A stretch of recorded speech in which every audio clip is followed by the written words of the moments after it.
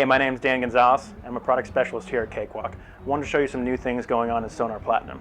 So let's move over to the Sonar right here, and I want to show you some of the new things that are going on inside of the control bar. This control bar along the top here houses a bunch of the high-level functions that Sonar uses, everything from transport to editing to screen sets and some of the newer features. One of the things that we changed about it was navigation, the way everything is viewed.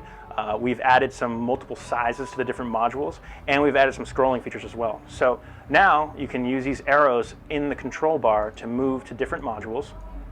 You can even use the scroll bar on your mouse right here to scroll left and right on the actual control bar. When you right click on it, you're shown a bunch of different views here.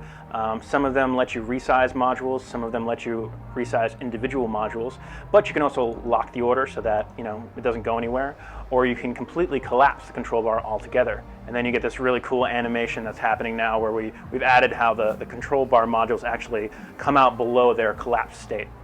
Next up, what we have going on inside of Sonar is we have something called Mix Recall. It's a really killer utility kind of feature that allows you to save multiple versions of mixes in the same project. Before, maybe what you'd do is you'd have many different versions of the same project, and what that would do is it would allow you to get like your mono mix, your stereo mix, your acapella track, but now you can do all that stuff inside of Sonar. Perfect example. You have your stereo mix right here. So let's say this is our stereo mix. We're going to name that stereo mix, right? Mix 1. Save that. And now what we're going to do is I'm going to solo out the vocal tracks. I'm going to say save as new mix. I'll call it acapella. There we go. Now I have that saved. All right. And I'm just going to check my settings in here to make sure everything's cool. I'm going to tweak it the way I like it because Mix Recall's got a lot of cool under the hood features in here that allow you to really tweak it any way you need it. Now when I recall the previous mix scene, it unsolos everything, and there it is. So I've got my track. I recall my acapella track. There are things you know and things you think you don't know, but one thing's for sure is that you don't. The reason why this is pretty awesome is because at the end of all of this, when you go to your export audio window, you can select Mix Recall as a source category, and you can bounce these two mixes all at once in one go. No additional bouncing, no nothing. They're just all in one go. So after that, it's kind of like really the core elements of Mix Recall. You can do it with instrument settings, you can do track controls, bus controls, automation, everything. Next feature I wanted to show you was our new custom module. This is also inside of the new control bar, and it's this little tiny grid right here. And what you got is something that saves macros of maybe some menu options that are several levels deep into Sonar. So, for instance, there's no shortcut for save as, so you can add save as there. Or if you go into the menu option by right-clicking, you can go to Insert Audio Track. There's Insert Audio Track right there. Every time you click that, it's going to pop an audio track right in there. Do the same thing with MIDI tracks, all that kind of stuff.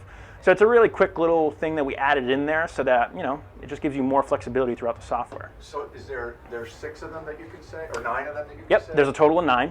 And they're all, we ship it with a bunch of pre-made ones, but you can actually right-click on them and you can, put them to none and rename them yourselves, completely customizable. Wow, cool. Yeah, it's pretty awesome. So the next thing I wanted to show you was the pattern tool. So the pattern tool is this really cool new MIDI composition feature. Let me just go into our MIDI view here and I'll drag in a MIDI track.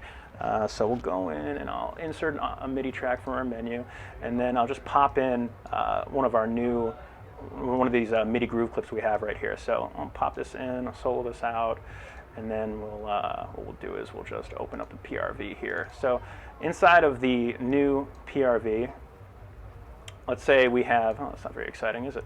Let's back up. So we got our MIDI groove clips, we'll go to drums, and we'll put that in. This will be a little bit more exciting. There we go. So inside of our new PRV, you can get bigger, fatter notes. Notice how it's way nicer, way. See, look at that. See how big and fat those are? I don't know, it's something that I really like about software. Anyways, let's get back into it. So the pattern tool, what it allows you to do is lasso MIDI events using the pattern tool right here by right-clicking. You'll notice that it looks like a paint roller on its side. It's kind of clever. And then what happens is you just paint the pattern across the MIDI PRV. You can do that inside of the PRV, or if you want, you can actually switch to the track view. and you can do it in the track view. So if I select this pattern right here with the paint tool, with the pattern tool, you can select that and draw it. So some people will probably be like, oh cool, what else? What else is really cool about that? Well, you can actually select MIDI clips from the media browser and paint them in here. So if you had a bunch of fills, maybe some tom fills, you're working on a drum pattern, you can save them all in here and you can just paint them across without even importing your MIDI clips. It's pretty cool. If you have the grid on, they'll snap right to the beat, I Yep, assume? exactly. Yep, this is all snapping to the grid. Everything is set up in that fashion. So one last thing, let's go over this new feature everybody's been talking about. It's called vocal sync. In post-production and in the music production, what happens a lot of the time is that you have to take two vocal parts and you have to sync them together so that the S's and the T's and the other phonemes are all lining up correctly. This happens a lot maybe with singers that are not really experienced. So we've developed technology to kind of fix this. So inside of Sonar, if you have a vocal track that has some timing issues, let's solo out this one right here, you'll notice that in a certain part, you'll hear some flamming in the lyrics, you know, you know. You think you know, there are things you know and things you think you know, there are things you know and things you think you know. So if you listen closely, you can hear that flamming right there. Now, so what we've done is we've developed something that analyzes phonemes and allows you to control the syncing of these two audio streams. So let me go back to my Smart tool. I'm going to select the audio region like I have now, and I'm going to turn it into a vocal track sync. I have a key binding on my computer that on this computer that allows me to do that. Another way to get to it is by going to Region Effects, Vocal Sync, and then creating a vocal sync effect there. So now that you have the vocal sync HUD open, all you have to do is just turn this button, and it's as easy as that to sync the underneath guide track to the dub track, which is above. And as you can see, the dub track is actually moving to sync to the guide track. Then when you're done, you hit render. And then it's in sync. You think you know, there are things you know and things you think you know, there are things you know and things you think you know. So before, You think you know, there are Flamming. things you know and things you think you know. after.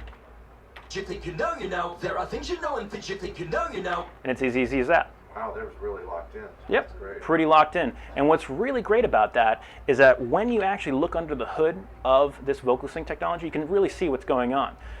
This is part of a new feature in Sonar. We've added some new stuff to Audio Snap, but in our new audio transients view, you can actually see what's going on under the hood. You can see how the black means, how the black means it's unaffected, but as you turn it, the red means compressed and the blue means expanded, and if it's still black, it means it's unaffected. So once you do that, you can really see what's going on. You can see where the parts are really out. This one had a lot of problems, so VocalSynth's doing a lot of work on this. But if you had like another guide track, you could select that from here, and you could set it to any other guide track inside of Sonar and sync it too. So it's pretty advanced, and we're really happy about having it in our software. Now, is that feature in all the versions of Sonar? Vocal New Sync ones? is a Yeah. Sonar Platinum exclusive. Okay. You cannot get that in professional or artist, but it's well worth it.